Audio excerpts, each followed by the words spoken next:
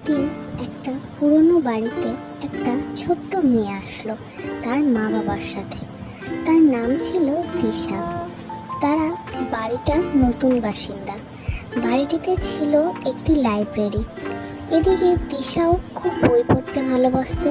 সে লাইব্রেরির সব কোণে ঘুরতে লাগলো। হঠাৎ তার চোখে পড়লো একটা পুরনো ধুলো জমে যাওয়া বইয়ের ওপর। বইটার কাগজগুলো হলুদ হয়ে গিয়েছিল আর কভারটা ছিঁড়ে গিয়েছিল। দিশা বইটা হাতে তুলে নিয়ে পড়তে শুরু করলো। কিন্তু আজব একটা ব্যাপার ঘটলো। বইটা পড়ার সাথে সাথে ঘরের আলো নিভে গেল আর একটা আজব শব্দ হতে লাগলো। দিশা ভয় পেয়ে চিৎকার করে উঠল। হঠাৎ তার সামনে একটা ছোট্ট ভূত দেখতে পেল। ভূতটা দাঁড়িয়ে দাঁড়িয়ে হাসছিল।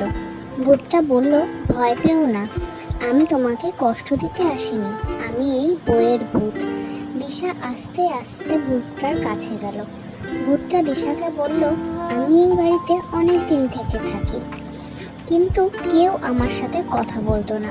তুমি প্রথম মানুষ যাকে আমি দেখলাম। দিশা ভূতটাকে বলল, তুমি কি একাই থাকো? তোমার কোনো বন্ধু নেই? ভূতটা তখন মন খারাপ করে বলল, না।